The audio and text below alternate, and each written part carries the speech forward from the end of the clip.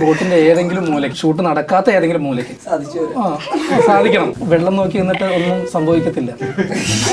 പിന്നെ സംഭവിച്ചു കഴിഞ്ഞാൽ നമ്മളുടെ ദിശയ്ക്ക് അനുസരിച്ചിട്ടല്ലോ, കാറ്റിന്റെ ദിശ.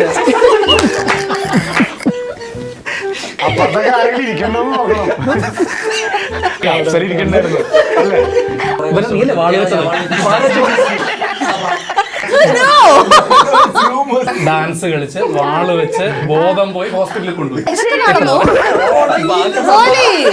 അത്രയും പാടാണ് ശരിക്കും ഈ കടലില് ഷൂട്ട് ചെയ്യാന്ന് പറഞ്ഞാല്. ഈ ഫൈറ്റ് ഒക്കെ ചെയ്യുന്ന സമയത്ത് നിങ്ങൾക്ക് ആർക്കെങ്കിലും ശരിക്കും അങ്ങോട്ടുണ്ടോ അടി കിട്ടിയായിരുന്നു?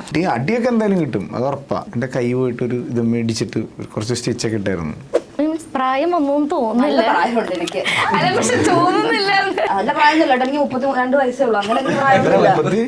ദേഷ്യം വരും. ഞാൻ ഇവന്റെ ഡയലോഗ് പറയുന്നത് കേട്ട് കഴിഞ്ഞാൽ ഇവന് ദേഷ്യം വരും.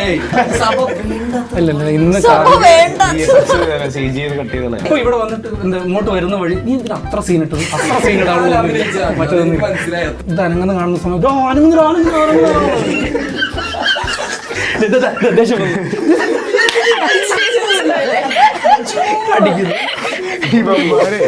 ഇവര് ഷൂട്ടിന്റെ സമയത്തും ഇത് തന്നെ ഏത് നേരം ചൊറിച്ചില്ല. അങ്ങനെ നമ്മള് ഭയങ്കര സീരിയസ് ആണ്. നമ്മളെ പട്ടിയാക്കണ പരിപാടിയാ.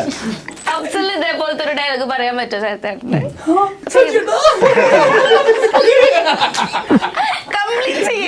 നമ്മൾ നോട്ട് ചെയ്ത പോലെ നമ്മളെ നോട്ട് ചെയ്തിട്ടുണ്ട്.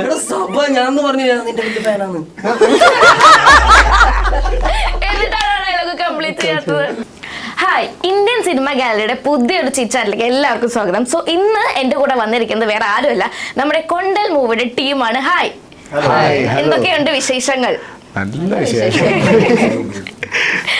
ഇപ്പൊ മൂവി ഇറങ്ങാൻ പോവാണ്. അപ്പൊ എന്റെ അടുത്ത് മുൻകൂട്ടി പറഞ്ഞു മൂവിനെ പറ്റിയിട്ടൊന്നും പറയാൻ പാടില്ല, ഭയങ്കര സീക്രട്ട് ആണെന്ന്. ആണോ? അതുകൊണ്ടാ പറഞ്ഞേ. ക്യാരക്ടേഴ്സിനെ പറ്റിയിട്ട് ഒന്നും പറയാൻ പറ്റില്ല. എല്ലാം വളരെ ഇമ്പോർട്ടന്റ് ആയിട്ടുള്ള ക്യാരക്ടേഴ്സ് ആണ് നമുക്ക്. അതെ അതെ, വെരി വെരി ഇമ്പോർട്ടന്റ്. നല്ല പടമാണ്. ഇടിയുണ്ട്, പക്ഷെ ഇടിയുടെ കൂടെ എന്താണ് ഡ്രാമ ഉണ്ട്, റൊമാൻസ് ഉണ്ട്, ത്രില്ലുണ്ട്, കുറച്ച് കോമഡി ഉണ്ട്. അവിടെ ഇവിടെയൊക്കെ എല്ലാം ഉണ്ടല്ലോ. ഒരുപാട് കടലുണ്ട്.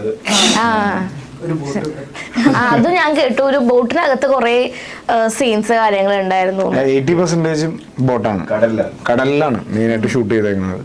ആ ഒരു എക്സ്പീരിയൻസും കാര്യങ്ങളും എങ്ങനെ ഉണ്ടായിരുന്നു കടലില്, ലൈക്ക് ഷൂട്ടിംഗ് പ്രോസസ്സും കാര്യങ്ങളൊക്കെ?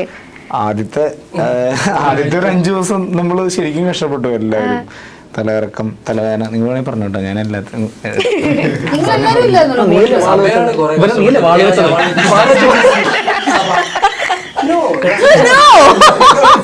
വാള് വെച്ചു. ഒരു ദിവസം നോമ്പൊക്കെ പിടിച്ച് ഡാൻസ് കളിച്ച് വാള് വെച്ച് ബോധം പോയി ഹോസ്പിറ്റലിൽ കൊണ്ടുപോയി.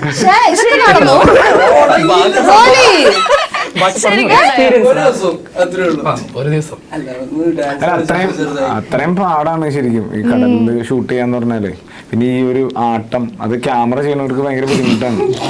ഈ ആട്ടം വരുന്നത് ഭയങ്കര ബുദ്ധിമുട്ടാണ്. എനിക്ക് തിരിച്ചു പോയിട്ടാണ്. അതെ അതെ,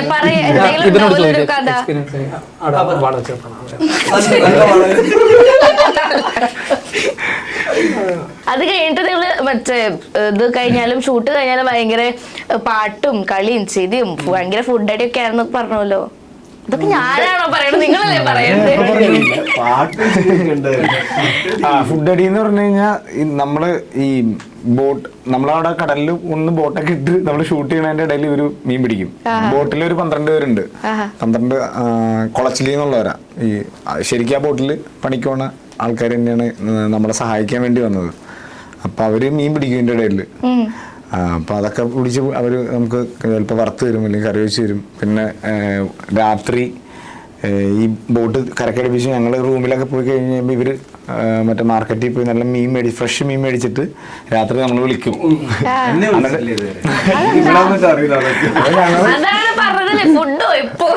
ഞങ്ങളെല്ലാരും കൂടി അവിടെ പോയിരുന്ന് ബോട്ടിൽ നിലത്തിരുന്ന് അവിടെ ഇരുന്ന് അവരുടെ ഫുഡും ഈ മീൻകറിയും അല്ലെങ്കിൽ മീൻ വറുത്തതും ഒക്കെ കൂട്ടി ഞങ്ങൾ ഫുഡൊക്കെ കഴിച്ച് അവരോട് വർത്താനം പറഞ്ഞ് അത് ഭയങ്കര ഒരു അടിപൊളി എക്സ്പീരിയൻസ് ആയിരുന്നു. അതെന്താ ഷബി ചേട്ടന് മാത്രം ഇരിക്കാഞ്ഞേ?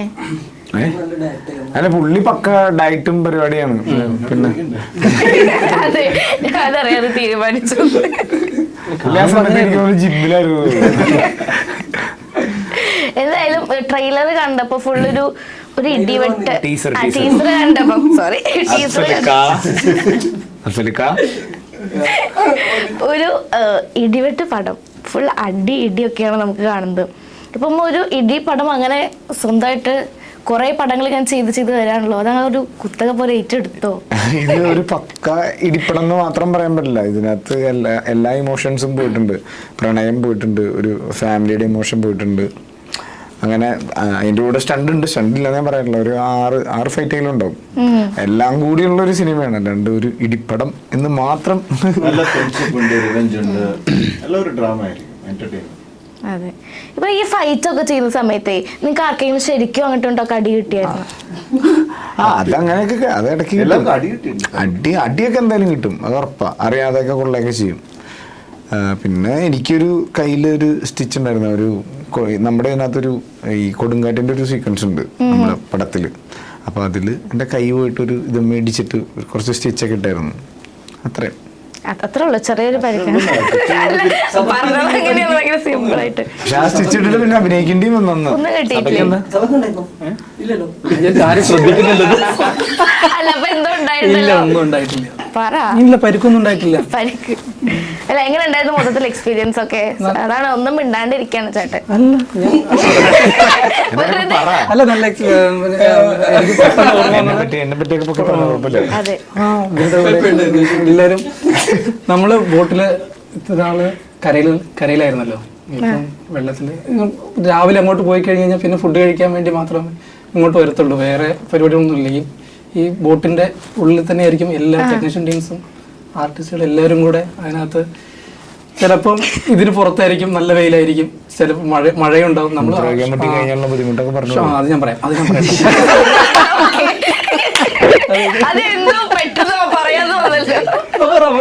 അതെനിക്ക് മാത്രമല്ല എല്ലാവർക്കും അങ്ങനെയാണെന്ന് തോന്നുന്നത്. മൂത്രമൊഴിക്കാൻ മുട്ടിക്കഴിഞ്ഞാൽ അവിടെ ബാത്റൂം ഇതൊന്നും ഉണ്ടായിരുന്നില്ല. അപ്പം ബോട്ടിന്റെ ഏതെങ്കിലും മൂലയ്ക്ക് ഷൂട്ട് നടക്കാത്ത ഏതെങ്കിലും മൂലയ്ക്ക്, വേറെ ഒരു ഭാഗത്ത് ഷൂട്ട് നടക്കുമായിരിക്കും, ഏതെങ്കിലും മൂലയ്ക്ക് പോയിട്ട് സാധിക്കണം. ഈ പറഞ്ഞ 5 ദിവസമില്ലേ, ആദ്യത്തെ 5 ദിവസം അതാണ് ഈ കഷ്ടപ്പാടുണ്ടായിരുന്നു. പിന്നെ എവിടെ പോയി നിന്ന് കഴിഞ്ഞാലും ഇതാവും. ആദ്യം നോക്കി വെള്ളം നോക്കി നിന്നിട്ട് ഒന്നും സംഭവിക്കത്തില്ല. പിന്നെ സംഭവിച്ചു കഴിഞ്ഞാൽ നമ്മളുടെ ദിശയ്ക്ക് അനുസരിച്ചിട്ടല്ലോ, കാറ്റിന്റെ ദിശ.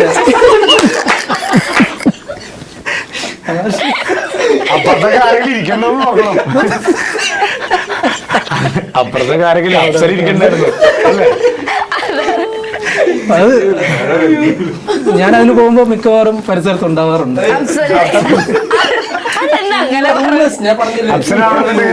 മഴ പെയ്യുണ്ടെന്ന് തോന്നുന്നു. ഫസ്റ്റിലത്തെ 5 ദിവസം ആരൊക്കെ ശരിയായിട്ട് പോകുന്നുണ്ട് എന്ന് നോക്കുന്നത്.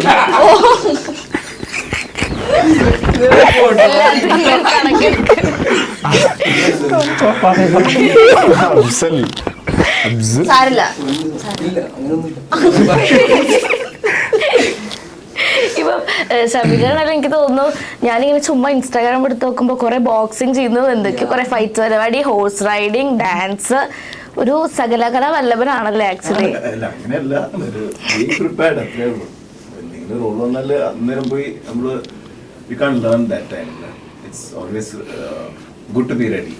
എന്തൊക്കെ അറിയാം അപ്പൊ? അങ്ങനെ ഒടിഞ്ഞിരിക്കുന്ന എന്തൊക്കെ കഴിവുണ്ട്?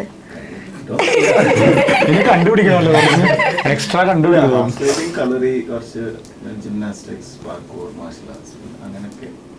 ഒരു ലിസ്റ്റ് ഉണ്ട്. ജസ്റ്റ് ഒരു basic what an actor has to be, അതൊക്കെ ബേസിക് പഠിക്കുന്നുണ്ട്. സ്റ്റിൽ ലേണിംഗ് സ്റ്റേജിലാണ്. അപ്പോൾ ആരെങ്കിലും ഒന്ന് ഒരു ചാൻസ് തന്നിട്ടുണ്ടെങ്കിൽ അപ്പോൾ പോയി I can say no. All I do ഇത് ചെയ്യുന്നൊക്കെ just for one thing. I don't want to be an option anymore. I want to be a director's first choice. Nice. Yeah, obviously. ആ പടത്തില് for example ഒരു director വിളിച്ച് ആ പടത്തിൽ ഇല്ലാന്ന് വെച്ചാൽ I definitely won't feel bad. ഞാനും ആവും bro, അങ്ങനെ ഞാനും ആവും. അതിന് വേണ്ട, just to be their first choice. Apsara നീ അവിടെ എന്താ പറഞ്ഞു ചാടിപ്പോയത്? അല്ല ഇപ്പൊ ഞങ്ങള് 3 നാള് വർക്കൗട്ട് ചെയ്യുന്നുണ്ട്. സഭ ചെയ്യുന്നില്ലല്ലേ? അല്ല ചെയ്യണം, സഭ മൂന്ന് പേരാരാ? വർക്കൗട്ട് ചെയ്യണം. ഞാൻ ചെയ്യുന്നുണ്ട്, കാണുന്നില്ല.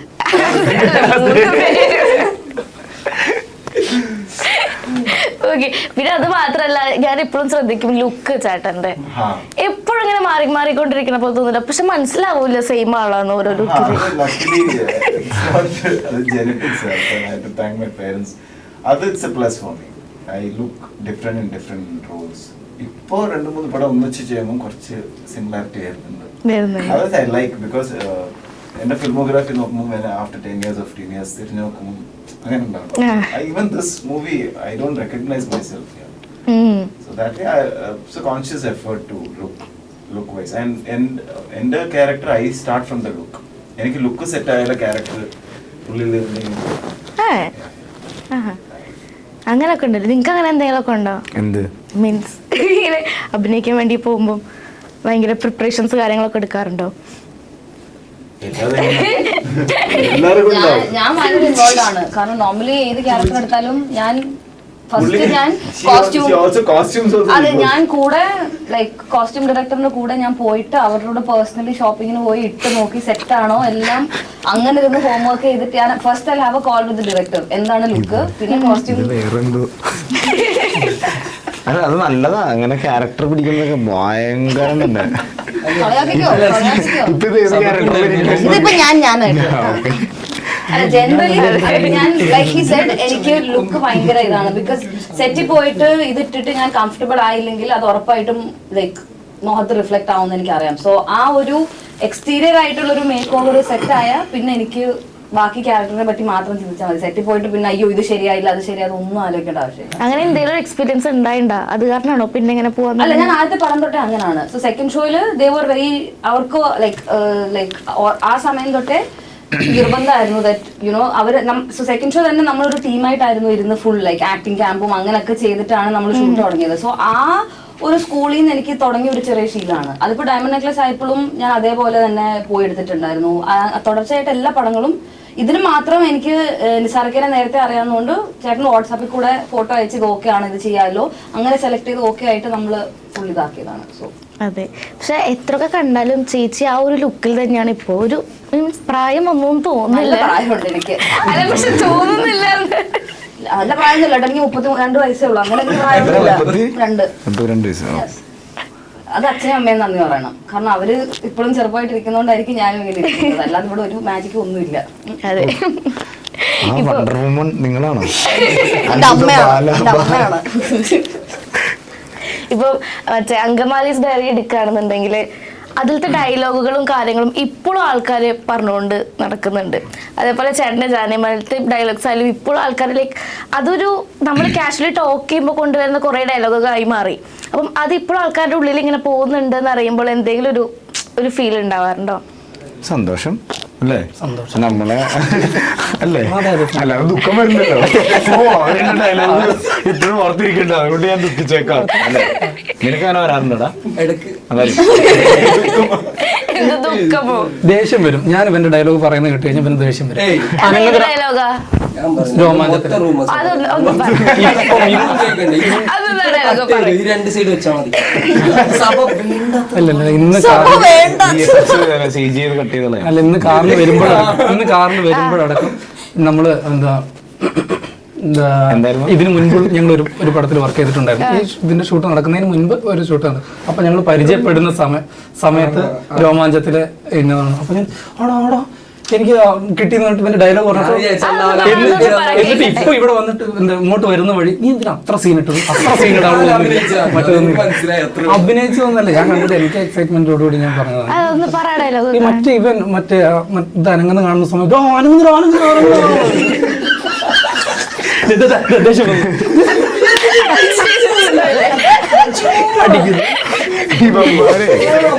ഷൂട്ടിന്റെ സമയത്തും ഇത് തന്നെ അങ്ങോട്ടും ഇങ്ങോട്ടും ഇരുന്നിട്ട് ഏത് നേരം ചൊറിച്ചില്ല തന്നെ അങ്ങോട്ട് ഫുൾ ടൈം ഇടയ്ക്ക് നമ്മൾ ഭയങ്കര സീരിയസ് ആണ്, ഭയങ്കര ദേഷ്യത്തിലൊക്കെ അങ്ങനെയാണ് ഇങ്ങനെയാണ് ഇതൊക്കെ പറയുമ്പോ നമ്മള് വിചാരിക്കും അയ്യോ ഇത് ശരിക്കും സീരിയസ് ആണ്. എവിടെ ഇത് മരൊക്കെ നമ്മളെ പട്ടിയാക്കണ പരിപാടിയാ. ഇതേപോലത്തെ ഒരു ഡയലോഗ് പറയാൻ പറ്റുമോ ചേട്ടന്?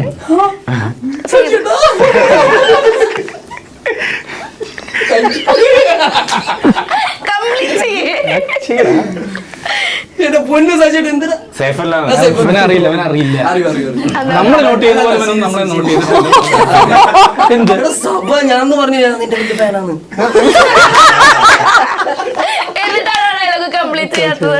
എനിക്കറിയാം അത് പുള്ളിക്കാരൻ പറയുന്ന പോലെ പറയാൻ പറ്റില്ല, നല്ലൊരു ഡയലോഗ് അല്ല അതുകൊണ്ട് ആ ഡയലോഗ് ഒന്ന് പറഞ്ഞു കൊടുത്തേ.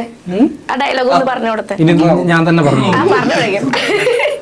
പറഞ്ഞു കൊടുക്കും പറഞ്ഞു കൊടുത്തോ ഞാൻ പറഞ്ഞു തുടങ്ങിയില്ല. അപ്പൊ അവിടെ അറിയില്ല. അതില് എന്നിട്ട് പറയാം എല്ലാവരും ഇങ്ങനെ പറഞ്ഞുകൊണ്ട് നടക്കുന്ന സമയത്ത് നിങ്ങൾക്ക് തോന്നുന്നു ചോദിച്ചാൽ ചുറ്റുമുള്ള ആൾക്കാർക്ക് അറിയുന്നില്ല. പിന്നെ അല്ല, ഗുരു ഇരിക്കുമ്പോ നമ്മളൊന്നും പറയരുത് എന്നാണല്ലോ.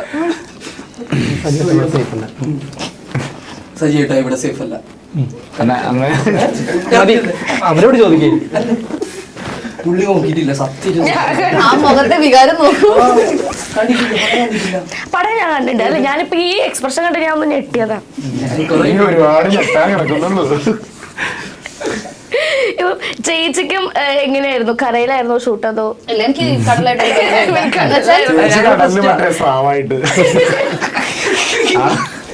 ഞങ്ങള് ഫസ്റ്റ് മീറ്റ് ചെയ്യായിരുന്നു.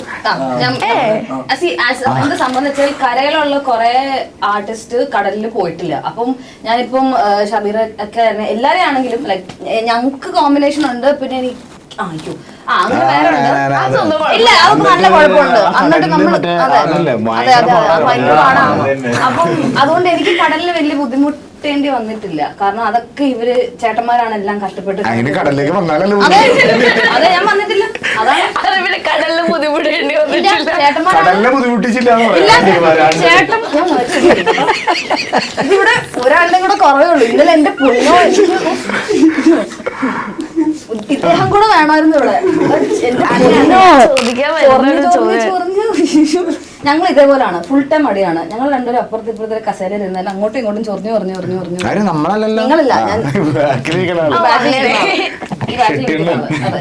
സോ തിരിച്ചു വന്നത് സിനിമയെ പറ്റിയിട്ട് ഇവരൊക്കെയാണ് നല്ലോണം കഷ്ടപ്പെട്ട് കടലിൽ പോയിട്ട് ഷൂട്ട് ചെയ്ത്. ഞങ്ങളൊക്കെ കരയില് അല്ല അങ്ങനെ ഞങ്ങൾ കഷ്ടപ്പെട്ടു എന്ന് പറയേണ്ട കാര്യമില്ല. നിങ്ങൾ കഷ്ടപ്പെട്ടില്ല കടലില്. അല്ല നമുക്ക് സമാധാനം ഉണ്ടായിരുന്നു അവിടെ കടലില്. നമ്മളാരും ഇല്ലാത്തതാണ് ഉദ്ദേശിച്ചത്. അല്ല എല്ലാവരും ഒരേപോലെ തന്നെ കഷ്ടപ്പെട്ടിട്ടുണ്ട്. ഏയ് നിങ്ങൾ അത്രയും നമ്മള് കഷ്ടപ്പെട്ടില്ല. ഞാൻ കരയിൽ ഷൂട്ട് ചെയ്യുമ്പോൾ ഇവരുടെ കൂടെ ആയിരുന്നു. അപ്പൊ ഞാൻ നന്നായിട്ട് കഷ്ടപ്പെട്ടു. കടലിൽ പോയി ഇവരുടെ കൂടെ ആയിരുന്നു. അപ്പൊ ഞാൻ പിന്നെ കഷ്ടപ്പെട്ടു. കഷ്ടപ്പാടല്ലേ കഷ്ടപ്പാട്. കടലിൽ നല്ല ഫണ്ണായിരുന്നു. അതെ അതെ അതെ അതെ മിങ്കിൾ ചെയ്തു. അതെ എന്റെ സ്റ്റാപ്ലർ ഉണ്ട്. ഞാൻ അടിക്ക് ഞാൻ പ്രമോദന് വേണ്ടി മേടിച്ചു വെച്ചോളാ. നമ്മുടെ രാജ് സാറിനെ പറ്റി പറയുകയാണെങ്കിലും ഒരു കന്നഡ ഇൻഡസ്ട്രിയിൽ ഒരു ലെജൻഡ് ആണ് പുള്ളി അല്ലേ? അപ്പം അദ്ദേഹത്തിന്റെ കൂടെ ഉള്ള ഒരു എക്സ്പീരിയൻസ് കാര്യം നിങ്ങൾക്കൊക്കെ ഉണ്ടായിരുന്നോ? കോമ്പിനേഷൻ സീൻസ് എല്ലാരും കമ്പൈൻ ചെയ്ത് ചെയ്തിട്ടുണ്ട്. നമ്മളെല്ലാരും അടിപൊളിയായിട്ട് അഭിനയിച്ചിട്ടുണ്ട്. പക്ഷെ നമ്മളങ്ങനെ അതെ അടിപൊളിയായിരുന്നു. നല്ല എക്സ്പീരിയൻസ് ആയിരുന്നു. ഗംഭീർ എക്സ്പീരിയൻസ്. അങ്ങനല്ല, പുള്ളിയെ പറ്റി പറയുകയാണെങ്കിൽ പുള്ളിക്ക് ആ ക്രാഫ്റ്റിനോടുള്ളൊരു പാഷൻ ഉണ്ട്. അത് പുള്ളി ഇപ്പം നമ്മൾ ഇന്റർവ്യൂസിൽ സംസാരിക്കുന്നത് കാണുന്നെങ്കിൽ പുള്ളി ഒരു ക്യാരക്ടറിനെ അപ്രോച്ച് ചെയ്യുമ്പോൾ അതിന്റെ ഒരു ഡയറക്ടറും റൈറ്ററും ആയതുകൊണ്ട് ആ ഒരു ഡെപ്ത് പുള്ളി അഭിനയിക്കുമ്പോഴത്തേക്കും അല്ലെങ്കിൽ പുള്ളി ഒരു നമ്മൾ തന്നെ നമ്മളിപ്പോ സീനിലൊക്കെ നമ്മൾ എല്ലാവരും ഒന്നിച്ചിരുന്ന് ഇങ്ങനെ ഇരുന്ന് സംസാരിക്കുമ്പോൾ തന്നെ പുള്ളി എക്സ്പ്ലെയിൻ ചെയ്യുമ്പോഴത്തേക്കും ആ എഴുത്തും ആ ക്രാഫ്റ്റിന്റെ ഒരു എക്സ്പെർട്ടീസ് ശരിക്കും പുള്ളിയുടെ വീട് മംഗലാപുരമായിരുന്നു. അത് പറഞ്ഞു കൊടുക്കണ്ടേ? മംഗലാപുരത്തായിരുന്നു പുള്ളിയുടെ വീട്. അത് പറയണ്ടേ? അല്ല വെറുതെ പറയാലോ.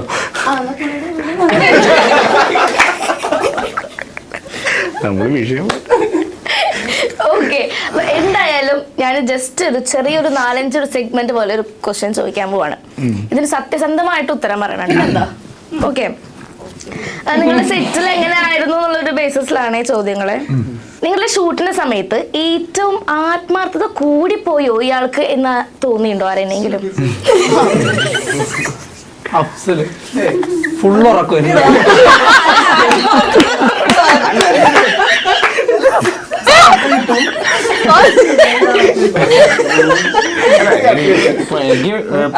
പുള്ളി കാരണം പുള്ളി കടലില് ഷൂട്ട് കഴിഞ്ഞ് അവിടെ ഇവിടെ ജിമ്മിൽ പോവും. പരിപാടി എല്ലാ പരിപാടിയും ഉണ്ട് പുള്ളിക്ക്. ഉറക്കെന്ന് പറയുമ്പോ കണ്ണട ഓക്കെ, നെക്സ്റ്റ് ക്വസ്റ്റ്യൻ. ഏറ്റവും മടി കൂടുതൽ ആർക്കായിരുന്നു? ഞാൻ സമ്മതിക്കൂല. അപ്സര കഴിഞ്ഞ് കഴിഞ്ഞാൽ 2ാം സ്ഥാനം എനിക്കാ. ഞാൻ ഫുൾ ടൈം ഉറക്കാം. അയ്യോ. അല്ലേ ആ നീ അല്ല, അടുത്ത ഞാൻ ഉറങ്ങുന്നുണ്ടെങ്കിൽ എന്റെ ഇപ്പുറത്ത് അടുത്ത കൊള്ളാൻ നേരം. ഞാൻ അവിടെ സ്വയം സമ്മതിച്ചല്ലോ, അതെന്താ? ഞാനാണല്ലോ, ഞാനാണെന്ന് ഞാൻ സമ്മതിക്കുന്നു. വേറെ ആരെങ്കിലും പറയുന്നതിന് മുൻപേ ഓക്കെ, ഏറ്റവും കൂടുതൽ കൃത്യനിഷ്ഠത ഉള്ളത് ആർക്കായിരുന്നു? ഷൂട്ടിന് കറക്റ്റ് പക്ഷെ സമയത്ത് എല്ലാവർക്കും ഉണ്ട്. കൊണ്ടുപോയി കഴിഞ്ഞാൽ പിന്നെ കടലിൽ കൊണ്ടുപോയിട്ടാണല്ലോ. അപ്പൊ എല്ലാവർക്കും ബോട്ട് വരുന്ന സമയത്ത് കൃത്യസമയത്ത് ഞങ്ങൾ എല്ലാവരും ഒരുമിച്ച് എത്തും. കൃത്യസമയത്ത് ഒരുമിച്ച് എല്ലാവരും പോകും. അത് പക്കായിരുന്നു എല്ലാവരും. അതെ. അപ്പൊ കരയിലോ? ഇല്ല, അതും സെയിം ആണ്. കാരണം നമുക്ക് ലൈറ്റും മഴയും അങ്ങനെ കുറെ പ്രശ്നങ്ങളുണ്ട്. അപ്പം എന്തെങ്കിലും ഒരു അതല്ല, എല്ലാവരും കറക്റ്റ് സമയത്ത് അവിടെ എല്ലാം അങ്ങനെ ഡിലേ ഒന്നും ആരും വന്നിട്ടില്ല. ഒരു സീൻ കൂടുതൽ പെട്ടെന്ന് തീർത്ത് സെറ്റ് ആക്കുന്നതായിരുന്നു വെച്ചാൽ പെട്ടെന്ന് വരുന്നു, അത് എടുക്കുന്നു, അത് പെർഫെക്റ്റ് ആയിട്ട് ചെയ്യുന്നു, പോകുന്നു, അങ്ങനെ ഒരാള്. എവിടെയും പോകുന്നില്ല. പൂവുണ്ടല്ലേ ആ സീൻ പെർഫെക്റ്റ് ആയിട്ട് പെട്ടെന്ന് പെട്ടെന്ന്. നോട്ടീസ് ചെയ്തു. പക്ഷെ അങ്ങനെ ഇല്ല. സമ്മതിക്കില്ല. അതല്ല, അങ്ങനൊരു സംഭവമേ ഇല്ല. എല്ലാ സീനും എല്ലാവരും അത് കുറച്ച് പക്ഷെ സഭയുടെ പേര് പറഞ്ഞല്ലോ. സഭ പിന്നെ ലെജൻഡ് ആയതുകൊണ്ട് കുഴപ്പമില്ല. ഒറ്റ ടൈം അതായത് ഓരോ ടേക്ക് കഴിയുമ്പോഴും ഒറ്റ ടേക്ക് കൂടി ഡയറക്ടർ വന്നിട്ട് പയ്യെ ചെടിയെന്ന് പറയും. ഒറ്റ ടേക്ക് കൂടി. ഓക്കെ, ഏതെങ്കിലും ഒരു സീൻ ഷൂട്ട് ചെയ്യാൻ കുറെ കഷ്ടപ്പെടുക അല്ലെങ്കിൽ കുറെ ടൈം എടുത്ത് ലാഗ് എടുത്ത് അങ്ങനെ എന്തെങ്കിലും ഉണ്ടായിട്ടുണ്ടോ? എന്താ ശരി?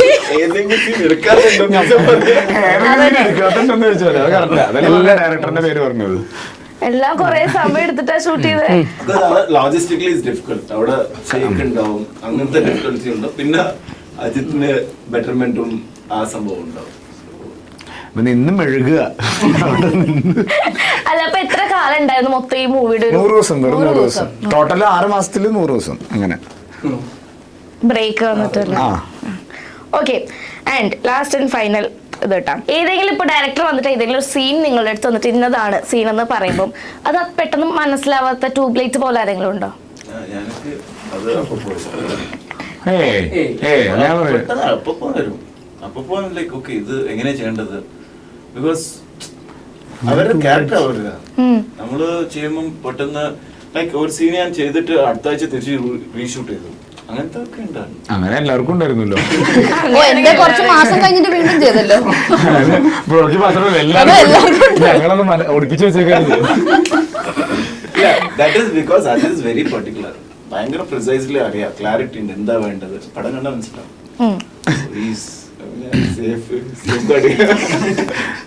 ഓക്കെ, അപ്പൊ അത്ര ഉള്ളൂ നമ്മുടെ സെഗ്മെന്റ് കഴിഞ്ഞിരിക്കുകയാണ്. Thank you. അപ്പൊ എന്തായാലും കൊണ്ടൽ മൂവി നല്ല ഹിറ്റ് ആവട്ടെ. നിങ്ങൾക്ക് എന്തെങ്കിലും പറയാനുണ്ടോ പ്രേക്ഷകരോട്? 13-ാം തീയതി ഇറങ്ങണേന്ന് സെപ്റ്റംബർ 13 അഫ്സല് സഭ മാത്രല്ല 10 പേരുണ്ട്, 12 പേരുണ്ട് മെയിൻ കാസ്റ്റ്. കുറെ ആർട്ടിസ്റ്റ് ഉണ്ട്, ഇഷ്ടംപോലെ പേരുണ്ട്. സോ എല്ലാവർക്കും അവരുടേതായ ഇമ്പോർട്ടൻസ് ഉണ്ട് കഥയിൽ. ഓരോ ക്യാരക്ടറും ഇല്ലെങ്കിൽ കഥ മാറും. അപ്പം എന്താണ്, കടലാണ് വില്ലൻ, കടലാണ് നായകൻ. സോ എല്ലാരും 2 കൈ കൊണ്ട് സ്വീകരിക്കുക. ഈ പ്രാവശ്യം ഓണം അടിപൊളിയാവട്ടെ. ഇത്രയും നേരം സംസാരിച്ചതിലും ഇതൊക്കെ ഷെയർ ചെയ്തതിലും thank you so much. Thank you. അടിപൊളി.